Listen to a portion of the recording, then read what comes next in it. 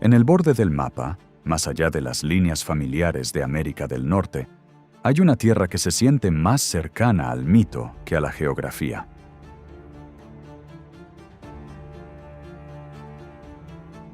Alaska, un territorio de proporciones asombrosas, más grande que Texas, California y Montana juntos, y sin embargo, hogar de apenas 700,000 personas.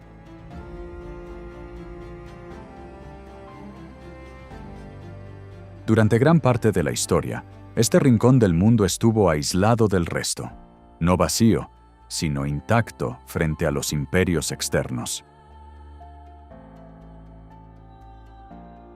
Los pueblos indígenas vivieron aquí durante miles de años, navegando mares helados y la tundra que se extiende hasta el océano Ártico.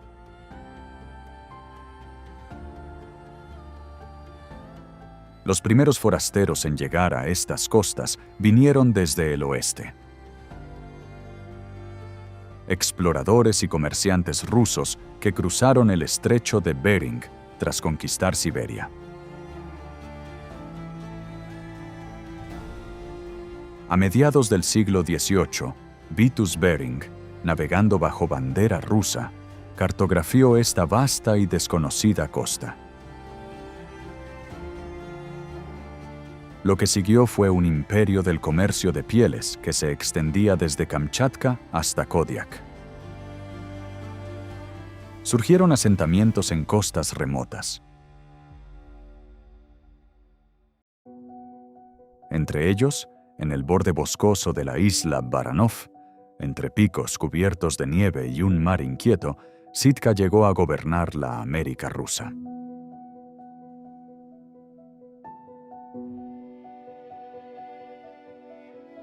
Era un enclave estratégico en el Pacífico Norte, un lugar para recolectar pieles de nutria marina, el oro suave que impulsaba las ambiciones coloniales del imperio.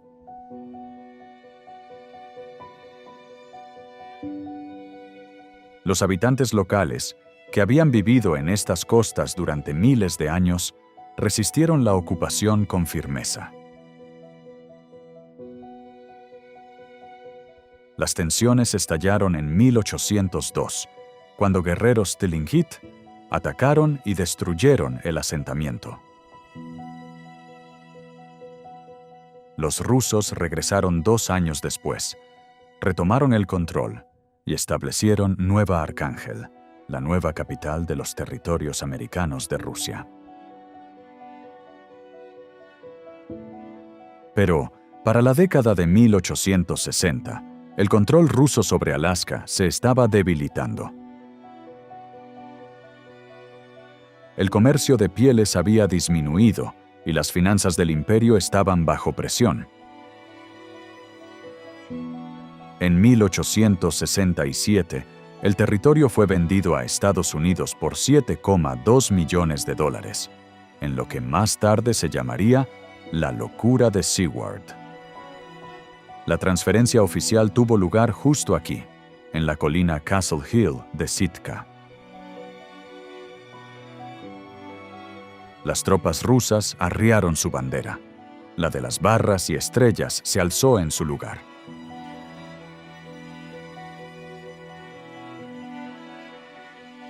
Alrededor de todo esto se extiende el Bosque Nacional Tongass. Sitka se encuentra en su borde. Desde aquí, este océano verde se extiende a lo largo de 16 millones de acres. Un mundo en sí mismo, que cubre casi todo el sureste del Panhandle de Alaska.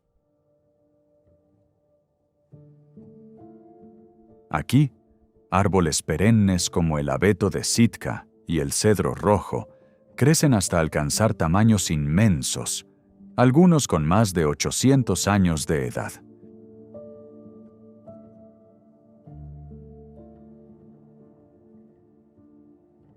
La lluvia cae en el Tongass casi todo el año. Más de 150 pulgadas anuales en algunas zonas, alimentando una densa red de ríos.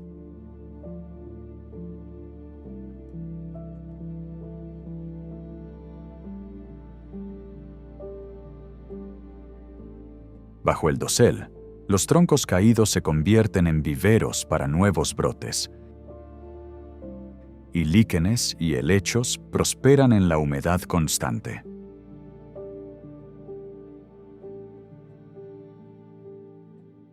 El Tongas también funciona como un enorme sumidero de carbono, uno de los más eficaces del hemisferio norte. Sus bosques antiguos almacenan aproximadamente el 44% de todo el carbono contenido en los bosques nacionales de Estados Unidos, convirtiéndolo en un actor clave en la regulación del clima del planeta. Los científicos lo llaman uno de los pulmones de América del Norte. Un sistema vivo que filtra dióxido de carbono y produce oxígeno a escala continental.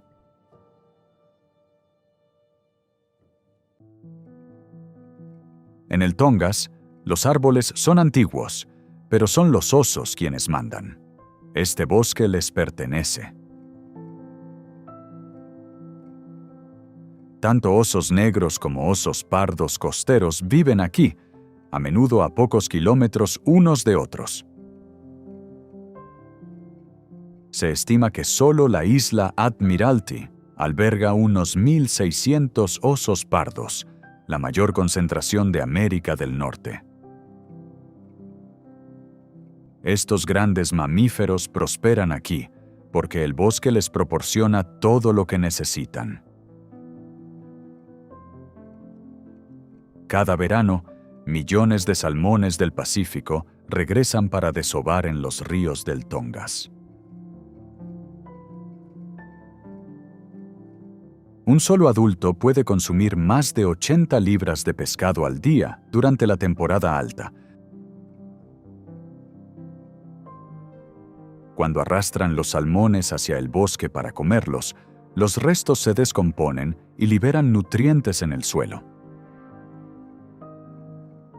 Estos nutrientes son absorbidos por las raíces de los árboles. De este modo, los osos literalmente fertilizan el bosque, conectando el océano y la tierra en un ciclo continuo.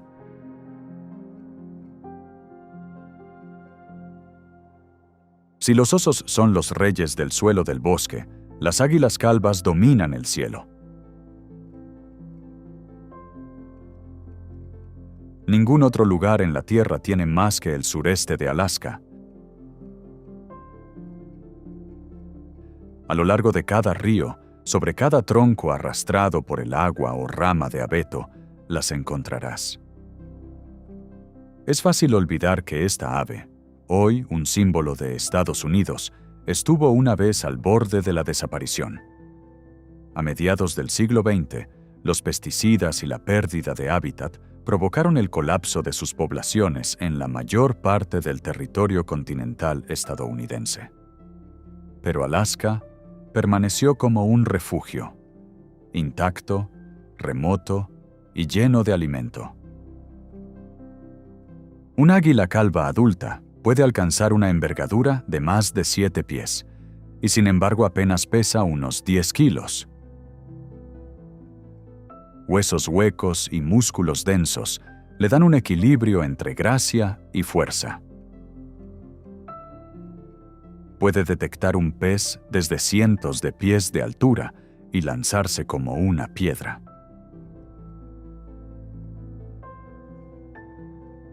La mayoría de las águilas del Tongas construyen sus nidos en lo alto de los antiguos abetos de Sitka. Enormes plataformas que pueden medir casi 2 metros de ancho.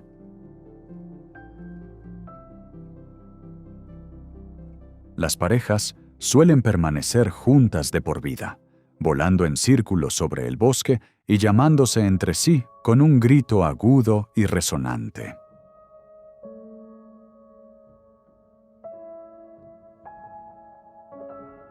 Al este de Sitka, el Endicott Arm se adentra profundamente en las montañas. un fiordo estrecho de aguas azules y paredes de granito verticales. En su extremo se encuentra el glaciar Dowse, un inmenso río de hielo que desciende desde el campo de hielo Estikine. El frente del glaciar se eleva cientos de pies sobre el agua, surcado por franjas azules y grises, cada una marcando siglos de nieve compactada.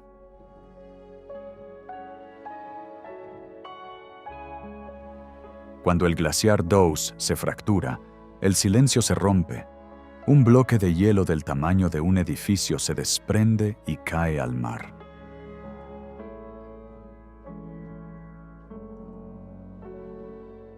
No es un evento raro. El glaciar se mueve continuamente.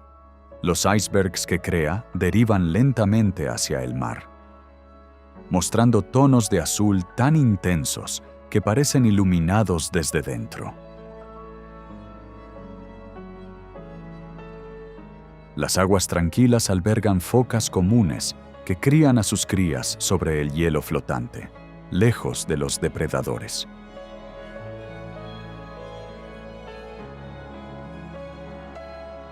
Para las madres, los icebergs ofrecen tanto una guardería como una fortaleza.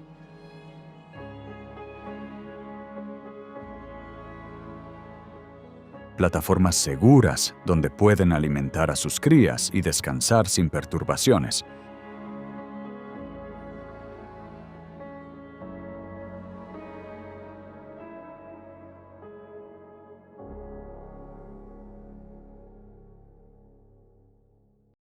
Encajada entre el océano y el denso verde del Bosque Nacional Tongass, Ketchikan fue el primer gran puerto para los barcos que se dirigían al norte, la puerta de entrada a Alaska.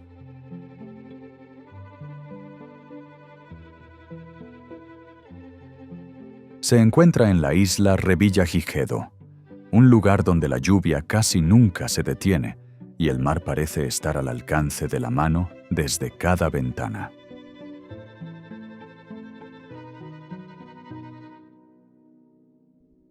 Ketchikan comenzó como un pueblo conservero de salmón a finales del siglo XIX, ganándose el apodo de Capital Mundial del Salmón.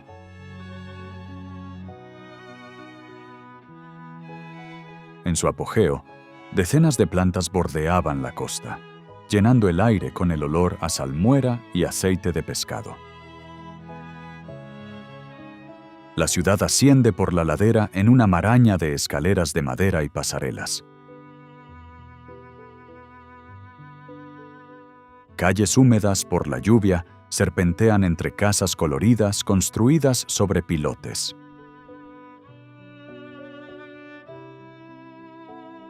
Creek Street, que alguna vez fue el distrito de luz roja durante la era de la Prohibición, es hoy uno de los lugares más fotografiados de Ketchikan.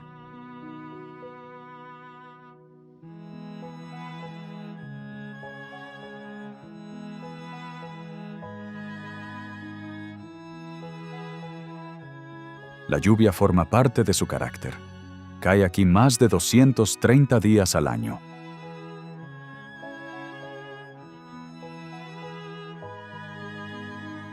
Empapando el bosque en tonos de verde profundo.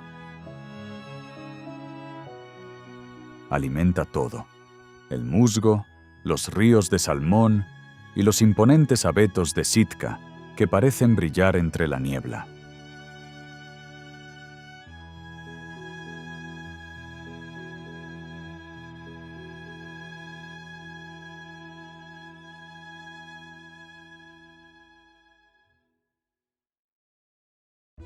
A finales del siglo XIX, mientras la industria del salmón crecía en el sur, un nuevo tipo de fiebre comenzó a extenderse por Alaska: la búsqueda de oro. Y fue esta persecución la que llevó a la fundación de Juneau, la capital que surgiría entre las montañas y el mar. En 1880, los buscadores de oro Joe Juneau y Richard Harris encontraron rastros de oro en un arroyo que más tarde sería llamado Gold Creek. En cuestión de meses, un campamento tomó forma al pie del monte Juno. Tiendas, chozas y sueños alineados a lo largo de la costa.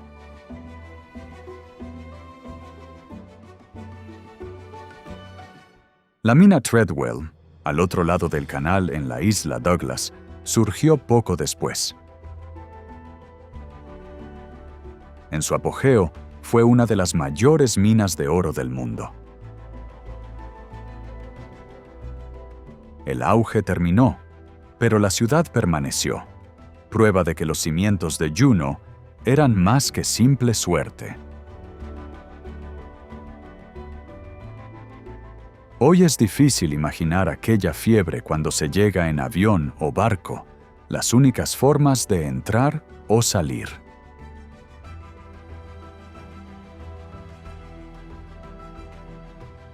Juneau es una capital sin carreteras hacia el exterior, rodeada por las montañas y el mar.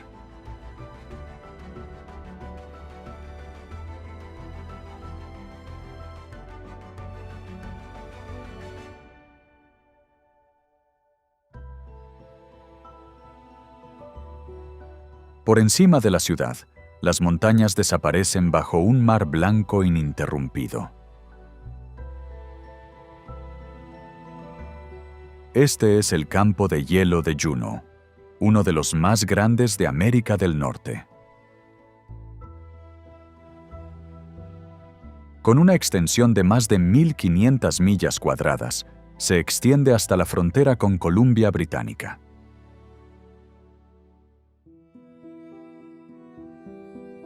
Con el tiempo, la gravedad empujó este campo de hielo cuesta abajo a través de valles y cañones, esculpiendo una red de glaciares.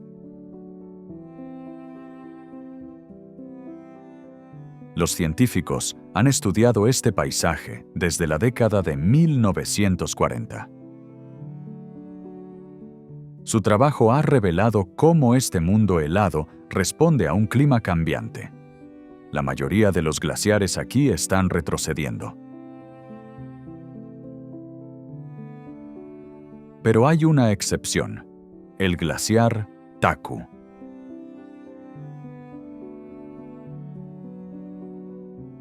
Ubicado a unas 25 millas al sureste de Juneau, es el glaciar más grande que fluye desde el campo de hielo, con más de 36 millas de longitud y casi 5 millas de ancho.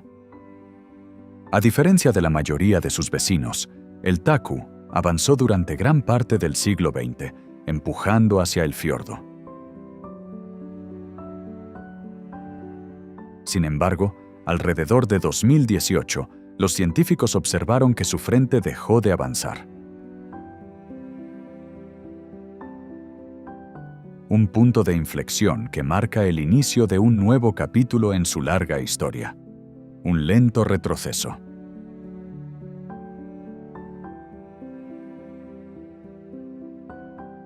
Al norte de Juneau, la carretera termina en un lago gris y quieto, y en su orilla lejana se alza el glaciar Mendenhall.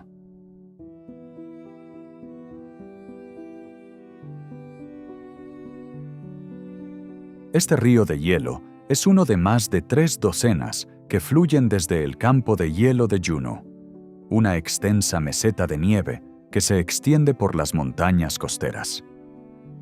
Es un lugar donde el invierno nunca termina del todo.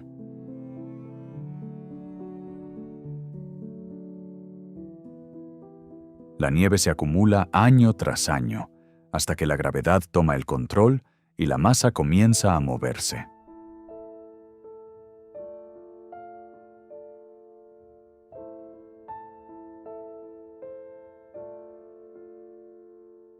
El Mendenhall ha fluido por este valle durante casi 3.000 años, tallando la roca y dando forma a los ríos.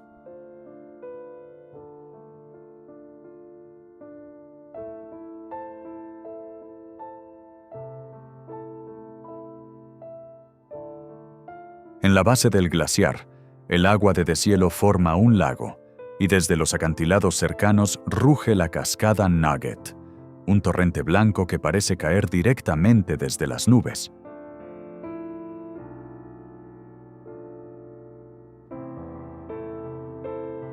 La cascada golpea el lago con una fuerza que se siente en el pecho, su bruma mezclándose con el aliento frío del glaciar.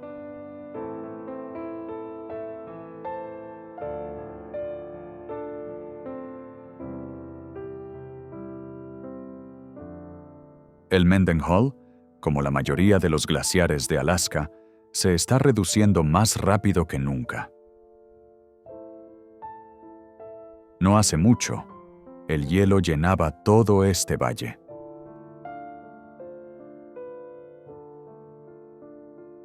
Los visitantes de la década de 1930 podían tocarlo desde la carretera.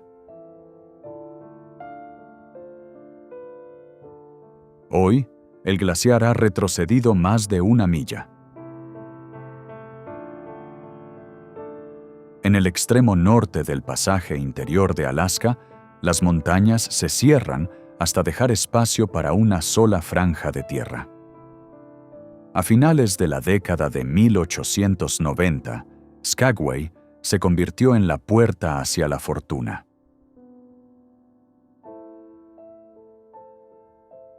Cuando se descubrió oro en el Klondike, más de 100,000 buscadores fijaron su rumbo hacia el Yukon. La ciudad explotó de la noche a la mañana, de unas pocas cabañas a una bulliciosa frontera de salones, salas de juego y campamentos de tiendas.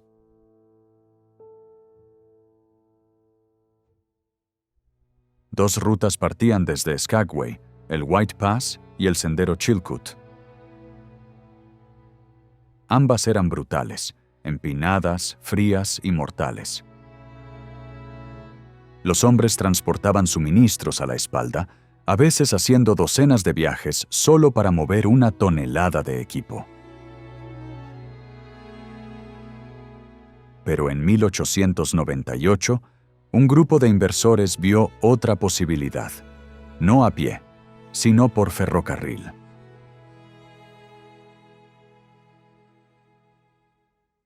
En menos de 1 año, miles de trabajadores de todo el mundo comenzaron a dinamitar y abrirse paso a través de la columna de granito de las montañas costeras. Y cuando el ferrocarril White Pass y Yukon Route se inauguró en 1900, fue considerado un milagro de la ingeniería.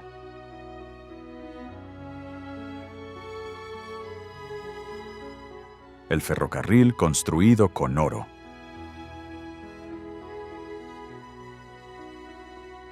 Sus pequeñas locomotoras de vapor trepaban por los acantilados, serpenteando sobre viaductos de madera y atravesando túneles excavados a mano en la roca.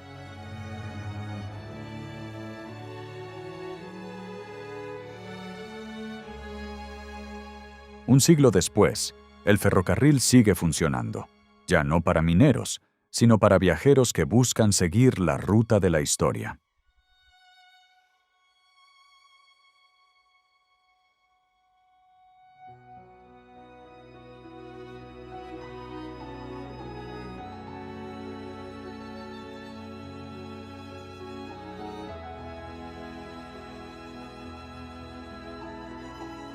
Desde los glaciares del sureste de Alaska, la historia se desplaza hacia el norte a través del Golfo, hasta una costa donde los árboles desaparecen y la tundra toma el control. Aquí, en el borde del mar de Bering, se encuentra Nome.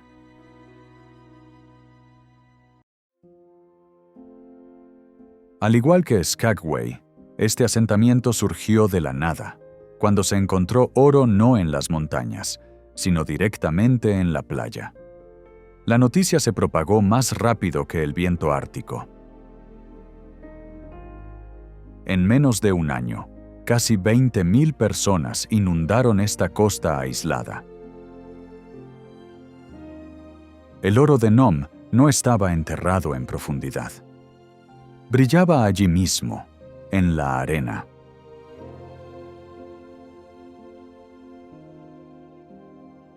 Hoy en día, aún se pueden encontrar las dragas de madera que hace un siglo removían los lechos de los ríos, abandonadas y oxidándose en la tundra.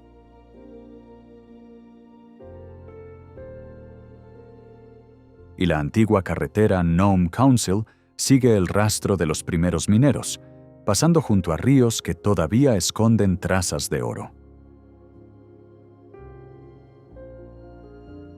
Nome se siente como el final de Estados Unidos, y quizá lo sea.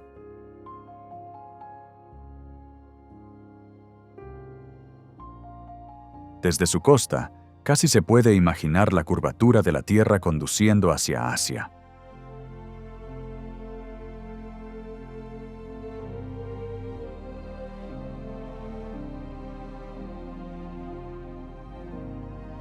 Fundada en 1915 como una ciudad de tiendas de campaña para los trabajadores que construían el ferrocarril de Alaska, Anchorage comenzó como un campamento fangoso en la desembocadura de Chip Creek. Pero tenía una ventaja que definiría su futuro: su ubicación. Protegida por la ensenada Cook, con las montañas Chugach elevándose justo detrás, Anchorage se convirtió en el centro natural de un territorio demasiado vasto para depender de carreteras. Desde aquí, todo se movía hacia el norte.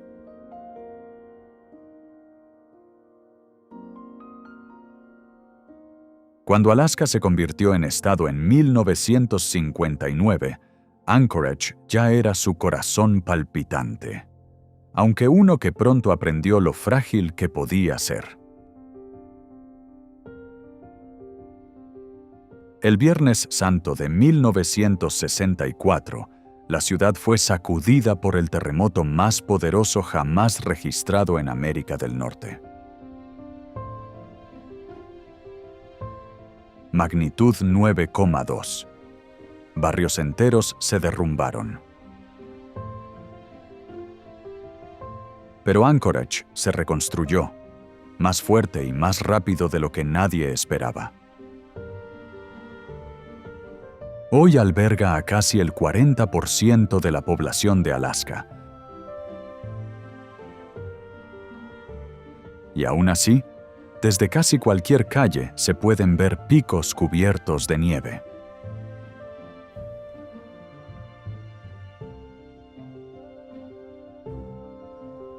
Es una ciudad donde lo salvaje nunca está a más de unos pocos pasos.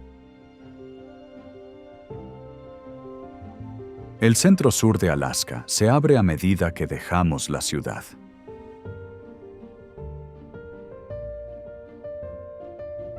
El paisaje comienza a cambiar. La naturaleza salvaje da paso a amplias extensiones de tierras agrícolas. En su corazón se encuentra Palmer, con sus calles ordenadas y campos que prosperan en suelos transportados por antiguos glaciares.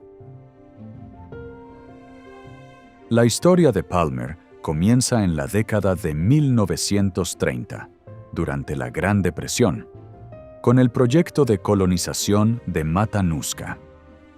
Cientos de familias del Medio Oeste fueron trasladadas aquí para crear una base agrícola en un estado más conocido por montañas y nieve que por granjas. Muchos colonos nunca habían visto picos nevados ni inviernos tan largos, y aún así perseveraron, estableciendo el valle como el granero de Alaska.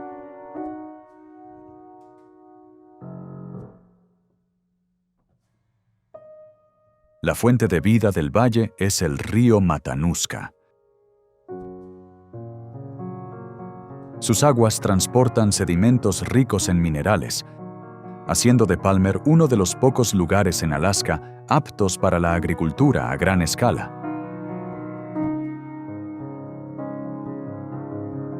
En verano, campos de cebada, col y patatas se extienden por millas, enmarcados por picos imponentes que permanecen cubiertos de nieve hasta bien entrado julio.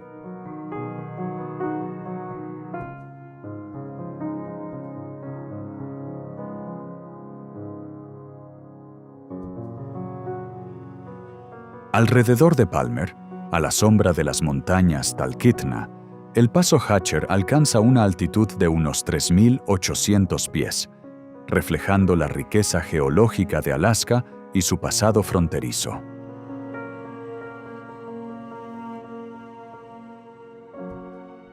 Parches de nieve persisten hasta bien entrado el verano, y pequeños glaciares alpinos se aferran a las laderas.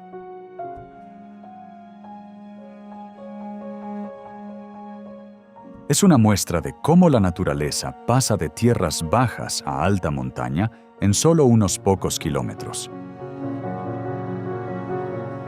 Pero el paso debe su fama a la fiebre del oro. La mina Independence, situada en las laderas, se convirtió en una de las más productivas de Alaska. Los buscadores descubrieron aquí metales preciosos por primera vez en 1906. Y para la década de 1930, la Alaska Pacific Consolidated Mining Company había tomado el control de las operaciones. La mina extrajo decenas de miles de onzas de oro, contribuyendo a la ola de optimismo que la riqueza mineral de Alaska parecía prometer a principios del siglo XX. Pero la Segunda Guerra Mundial y la caída del precio del oro hicieron que la explotación dejara de ser rentable. La mina cerró. Hoy, sus edificios y estructuras desgastadas están siendo lentamente reclamados por la tundra.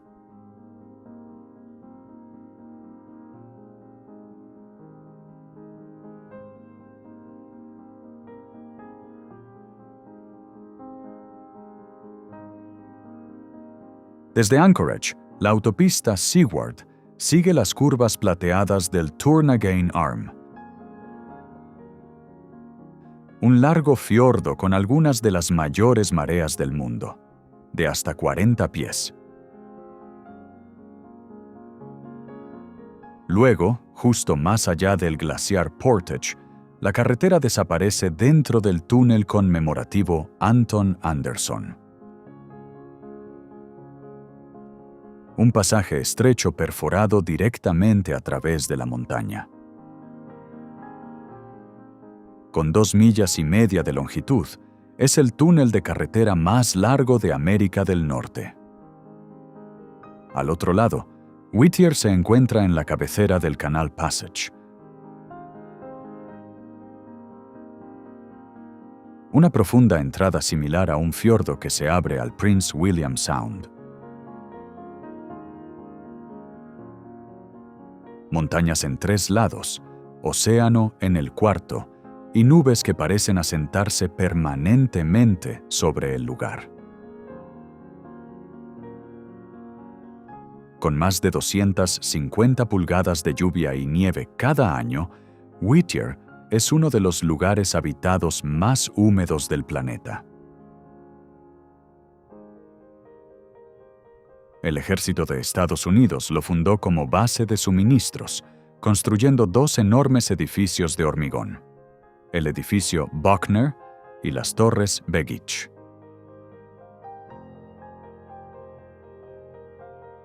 Cuando el ejército se retiró en la década de 1960, la mayoría de los residentes se trasladaron a las torres Begich.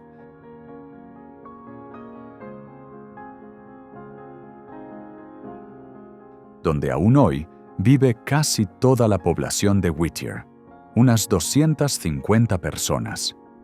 En su interior hay apartamentos, una escuela, una tienda de comestibles, oficinas municipales e incluso una iglesia.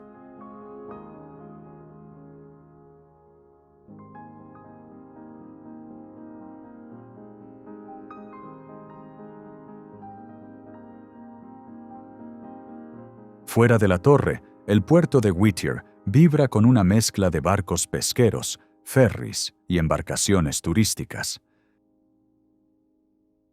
Es uno de los principales puntos de acceso al Prince William Sound. Un mosaico de aguas azul profundo y hielo blanco, enmarcado por montañas costeras que se elevan abruptamente desde el mar. El Sound abarca aproximadamente 15.000 millas cuadradas y con más de 3.800 millas de costa, visto desde arriba parece un espejo roto. Más de 150 glaciares descienden por las laderas de las montañas. Entre ellos, el glaciar Columbia es uno de los que se mueven más rápido del mundo.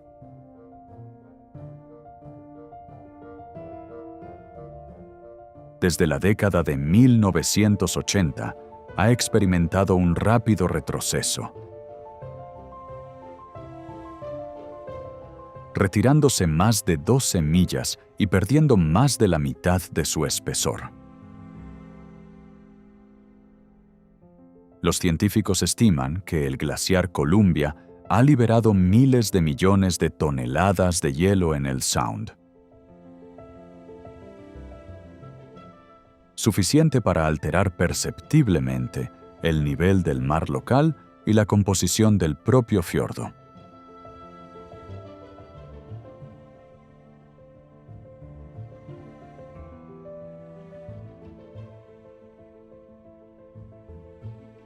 La mayor parte de la tierra que rodea el Prince William Sound forma parte del Bosque Nacional Chugach, el segundo más grande de Estados Unidos.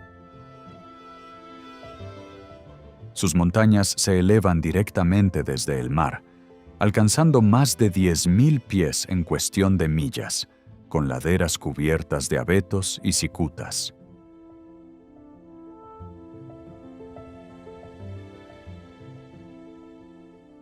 Más del 30% del territorio está cubierto por hielo, incluyendo partes de enormes glaciares que descienden desde el vasto campo de hielo.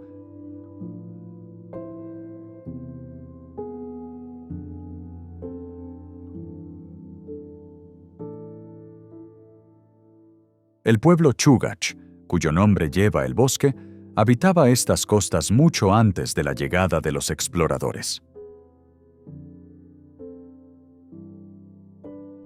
Su conocimiento de la tierra y el mar sigue siendo esencial, dando forma a las prácticas modernas de conservación y subsistencia.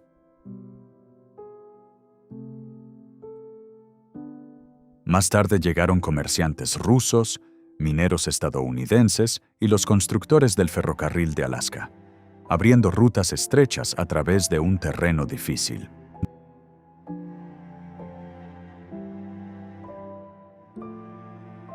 A principios del siglo XX, Chugach fue designado como Bosque Nacional.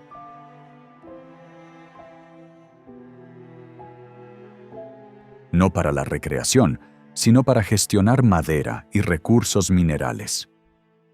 Es un mosaico de usos: zonas salvajes, áreas recreativas y hábitats protegidos entrelazados con pequeñas comunidades.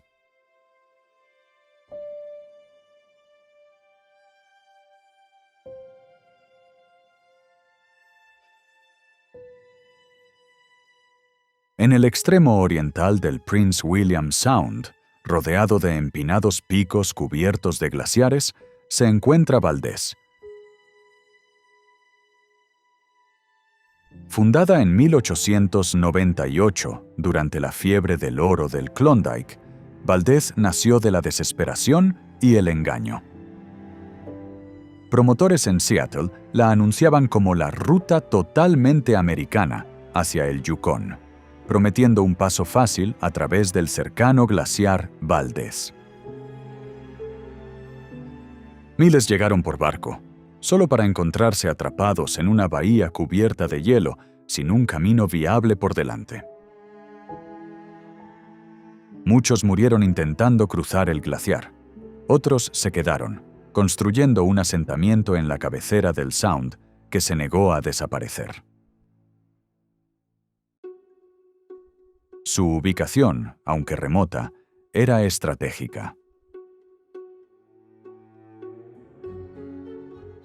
Sus aguas profundas la convertían en uno de los pocos puertos libres de hielo durante todo el año en Alaska. Cuando el oleoducto Trans-Alaska se completó en 1977, Valdez se convirtió en su terminal sur, el punto donde el crudo de Prudhoe Bay llegaba al mar.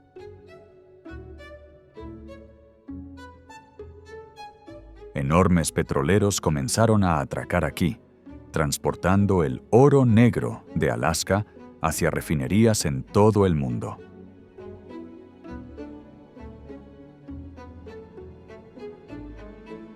En 1793, Alexander Baranov, gobernador de la América rusa, fundó Port Voskresensky. La actual Seward, en el borde sur de lo que llamó la Bahía Chugach. Aquí, bajo la sombra de las montañas Kenai, los colonos rusos construyeron el Fénix, el primer barco construido por rusos en América.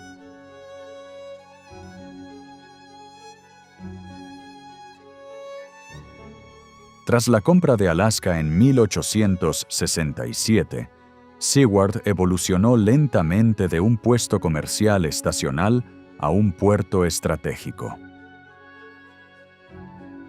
A comienzos del siglo XX, se convirtió en el extremo sur del ferrocarril de Alaska, conectando el puerto con Anchorage y el interior rico en recursos.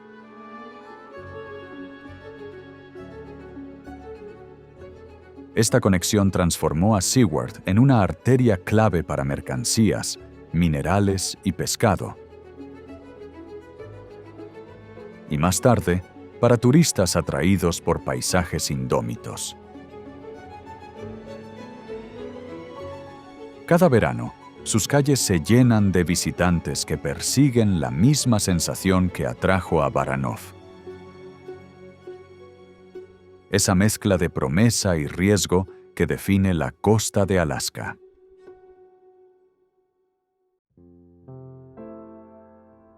Sin embargo, más allá de su belleza, Seward siempre ha sido una ciudad de trabajo. El puerto bulle con barcos pesqueros, cruceros y embarcaciones de investigación que se dirigen hacia el mar abierto.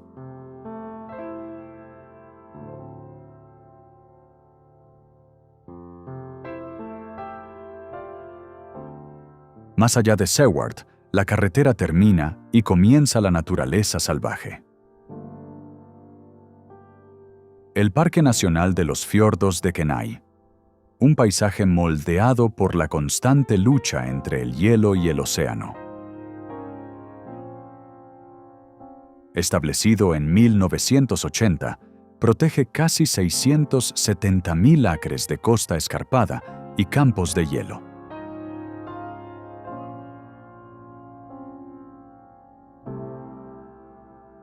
Decenas de glaciares de marea descienden desde el enorme campo de hielo Harding, un océano congelado de nieve y tiempo comprimido.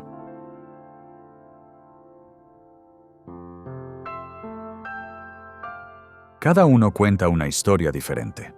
El Ayalik, el Holgate, el Bear y otros fluyen desde el mismo corazón helado directamente hacia el mar.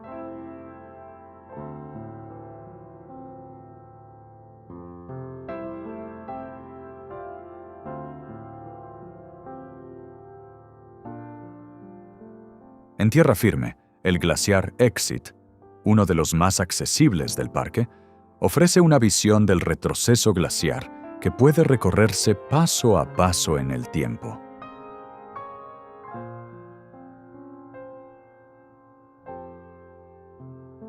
Señales a lo largo del sendero marcan dónde se encontraba el hielo en décadas pasadas, mostrando cuán rápido está cambiando este mundo helado.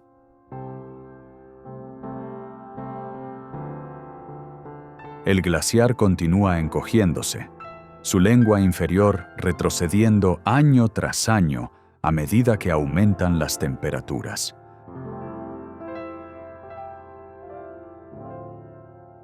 Los científicos que estudian el campo de hielo Harding advierten que, si las tendencias actuales continúan, gran parte de su hielo de baja altitud podría desaparecer en un siglo.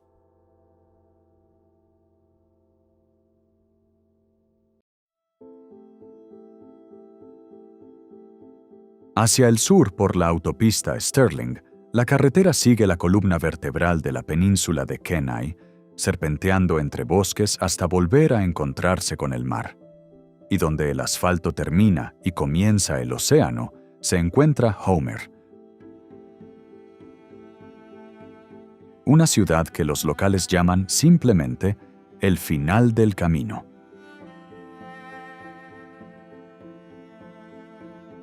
La ciudad se asienta a orillas de la bahía Kachemak,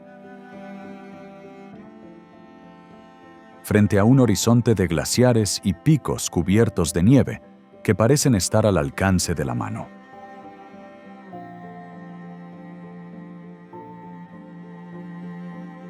Desde su centro se extiende el Homer Spit, una estrecha lengua de grava de más de 4,5 millas que se adentra en la bahía.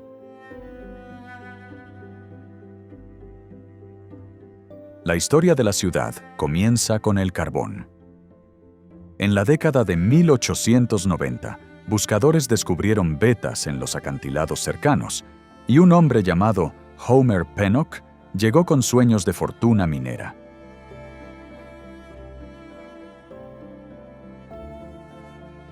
La ciudad lleva su nombre, aunque su proyecto fue breve, como muchas empresas tempranas en Alaska que comenzaron con optimismo y terminaron en barro. A mediados del siglo XX, la pesca tomó el relevo, y Homer creció como un puerto activo conocido por el fletán. Estos gigantes planos del mar pueden pesar varios cientos de libras. Y hoy, con orgullo se autodenomina la capital mundial de la pesca de fletán.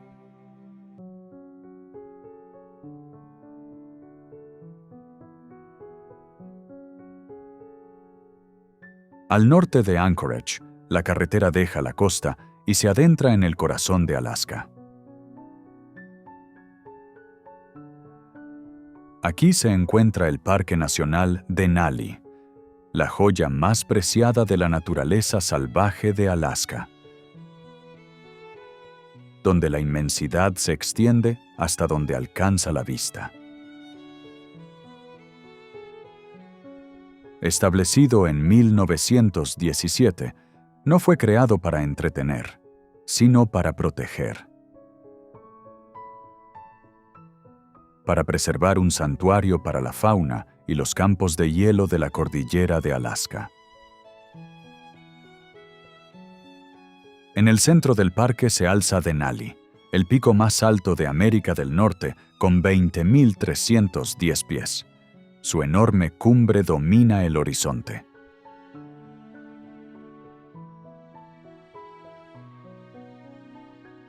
La montaña define el ecosistema.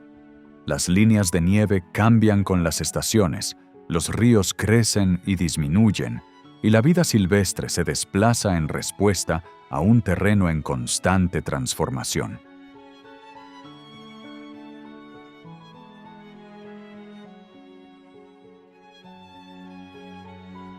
La escala de Denali se refleja también en su fauna. Entre los símbolos del parque se encuentran los alces, la especie de ciervo más grande de América del Norte.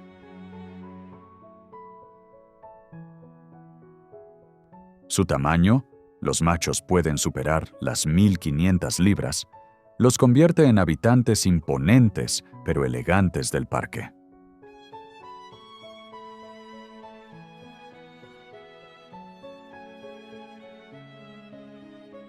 En las laderas rocosas, las ovejas de Dall se aferran a acantilados y crestas.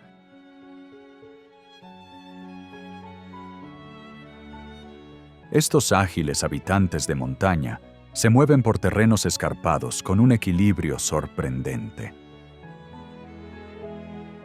Alimentándose de escasa hierba alpina y líquenes. Sus poblaciones reflejan la dinámica entre depredadores y presas, la disponibilidad de vegetación y las condiciones climáticas. En el centro de Alaska, lejos de las costas y montañas, encontramos Fairbanks,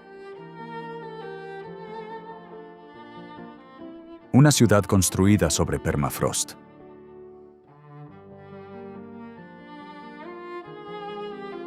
Todo comenzó en 1901, cuando un comerciante que navegaba el río Chena encalló cerca de lo que entonces era territorio salvaje.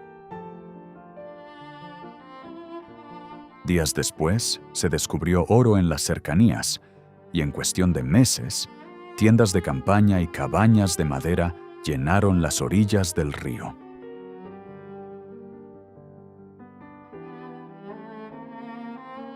Fairbanks se convirtió en el corazón de la fiebre del oro del interior de Alaska.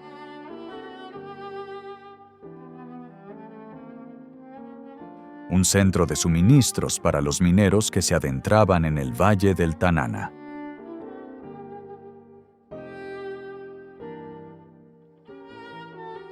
Durante gran parte del siglo XX, Fairbanks creció como un centro de comercio, investigación y educación.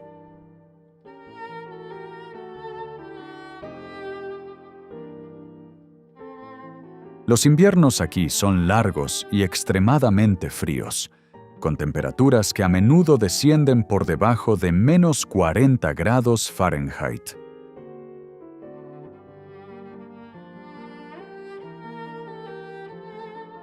El sol apenas se eleva durante unas pocas horas. Cuando el cielo se despeja, la aurora boreal transforma la oscuridad.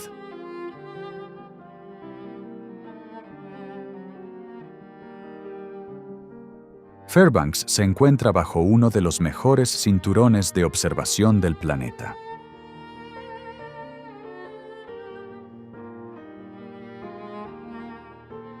El campo magnético canaliza partículas solares en cintas luminosas de color verde, púrpura y rojo.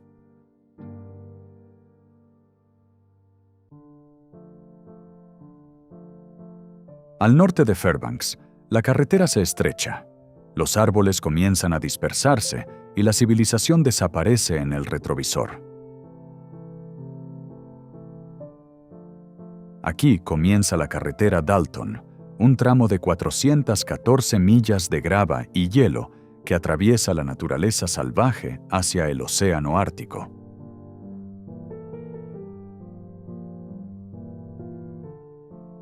Construida en la década de 1970 para apoyar la construcción del oleoducto Trans-Alaska, sigue siendo una arteria vital para quienes mantienen en funcionamiento esta infraestructura.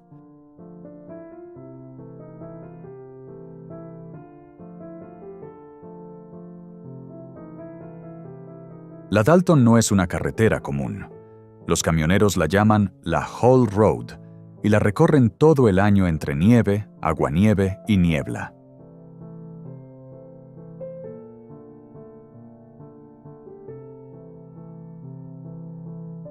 El puente sobre el río Yukon marca el primer gran cruce.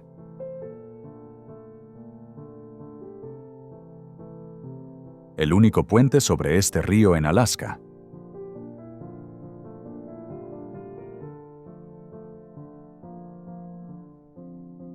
Más allá del Yukon, la carretera asciende hasta el paso Atigun, una estrecha puerta entre el interior boscoso y la tundra ártica. Aquí, los árboles desaparecen y el paisaje se aplana en la North Slope.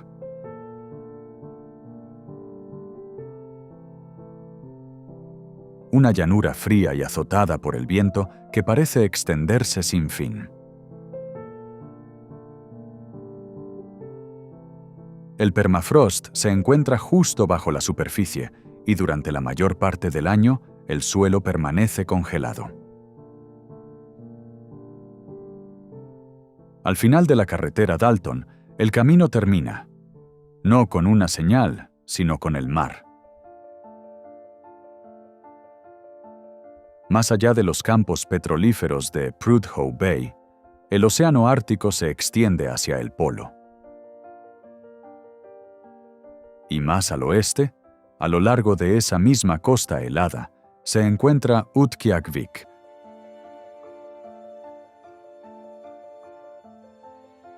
antes conocida como Barrow, la comunidad más septentrional de Estados Unidos. No hay carreteras que conduzcan hasta allí. Desde Dead Horse, solo el aire conecta este lugar con el resto de Alaska. La vida aquí existe en el límite de lo posible. Las temperaturas medias invernales rondan los menos 20 grados Fahrenheit, y las tormentas llegan desde el Ártico. El suelo es permafrost, por lo que todos los edificios están elevados sobre pilotes para evitar que el calor derrita la tierra congelada bajo ellos. A pesar del aislamiento, Utqiagvik no es el fin del mundo, aunque lo parezca. Es la cima, un lugar donde la tierra se transforma en mar y la brújula señala únicamente hacia el frío.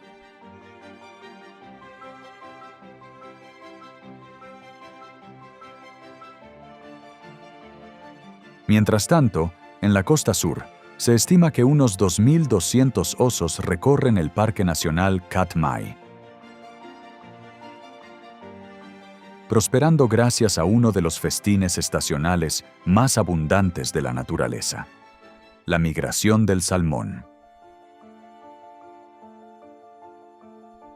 Cada verano, cuando los salmones rojos remontan los ríos desde la bahía de Bristol para desovar, las aguas estallan en movimiento.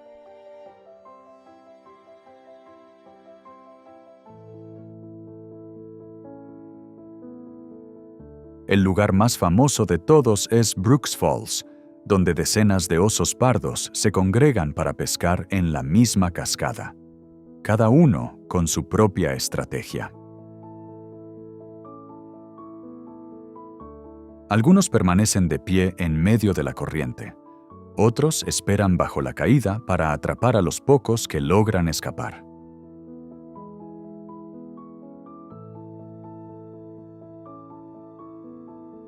La escena se ha convertido en uno de los espectáculos de vida salvaje más icónicos del mundo, transmitido en directo cada verano.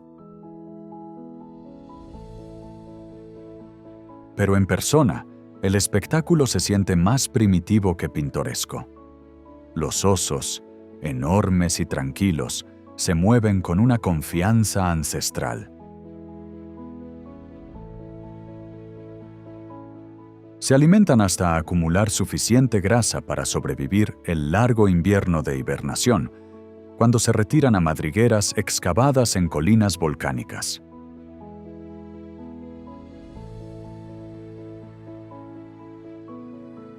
Las crías, nacidas durante ese profundo letargo, emergen en primavera, pequeñas, inestables y completamente dependientes de la fuerza y experiencia de su madre.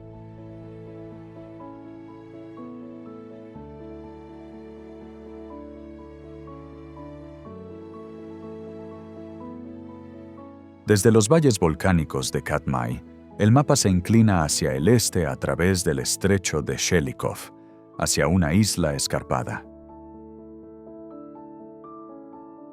Kodiak, la isla Esmeralda de Alaska, se encuentra justo frente al continente.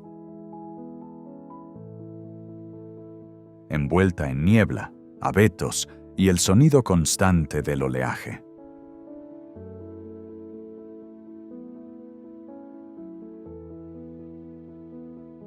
En 1784, esta isla se convirtió en el lugar del primer asentamiento ruso permanente en Alaska, establecido por Grigori Shelikof.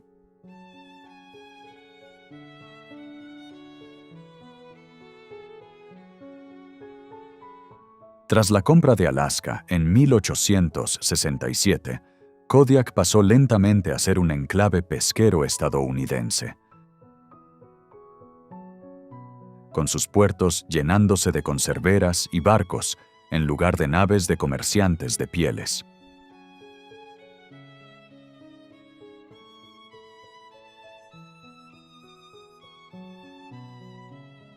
Pero más allá de los muelles, se extiende una naturaleza que parece intacta.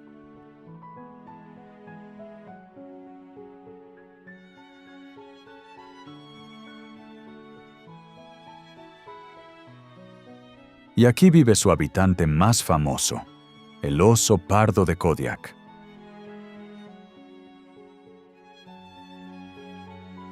Estos osos son parientes cercanos de los de Katmai y el Tongas, pero el aislamiento los ha convertido en gigantes. Los machos pueden alcanzar las 1.500 libras y superar los 10 pies de altura al erguirse.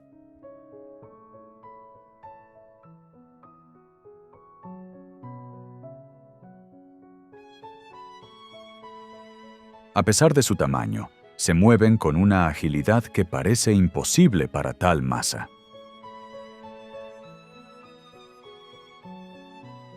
Sus vidas siguen el mismo ciclo estacional que sus parientes del continente, alimentándose de salmón en verano, bayas en otoño y hibernando durante el invierno.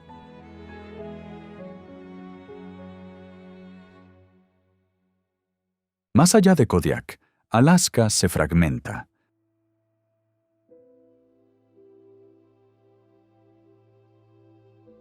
La Tierra se rompe en las islas Aleutianas,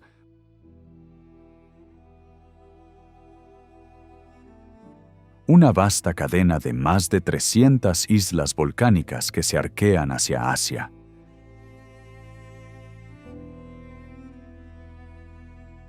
En el corazón de esta cadena se encuentra un Alaska, el alma verde y agreste de las Aleutianas. La isla ha sido moldeada por fuerzas antiguas, un paisaje de crestas escarpadas y cascadas que se precipitan por las laderas.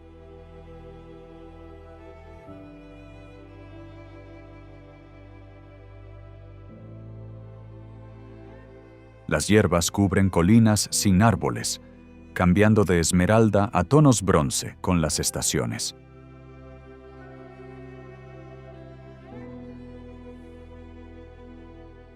Innumerables arroyos descienden desde las montañas, atravesando valles cubiertos de musgo antes de desaparecer en el mar.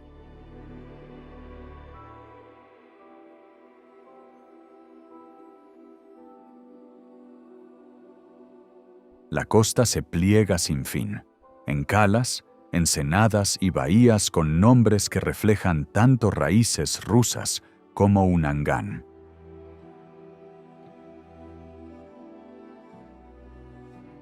La presencia humana aquí parece pequeña, casi temporal.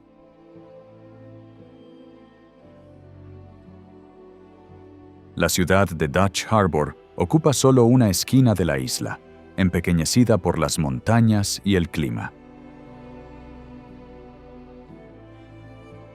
A pesar de su tamaño, es uno de los puertos pesqueros más activos de Estados Unidos, conocido en todo el mundo por la serie de televisión Deadliest Catch.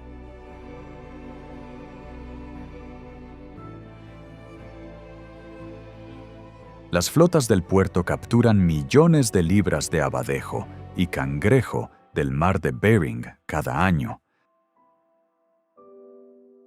Las mismas aguas que han sostenido a las personas aquí durante milenios.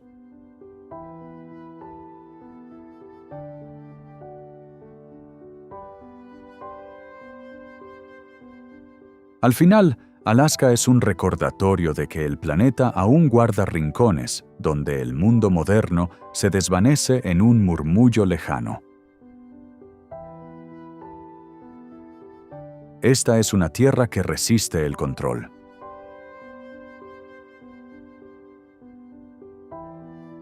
Ha sido cartografiada, explotada y medida, pero nunca verdaderamente dominada. Los rusos vinieron por las pieles, los estadounidenses por el oro y el petróleo, los soñadores por la libertad. Y aún así, es la naturaleza salvaje la que dicta las reglas. Crece sobre las carreteras, engulle pueblos fantasma, reclama todo lo que dejamos atrás. Aquí, el tiempo no borra, absorbe. Incluso hoy, la mayor parte de Alaska sigue siendo inaccesible, sin carreteras, sin líneas eléctricas, sin señal. Cientos de comunidades solo pueden alcanzarse en avión o barco. Las personas que la llaman hogar viven en equilibrio con la naturaleza. Conocen el sabor del aire a 50 grados bajo cero y la breve euforia de los días interminables de luz. Alaska nos recuerda lo que hemos olvidado, que el mundo no nos pertenece por completo.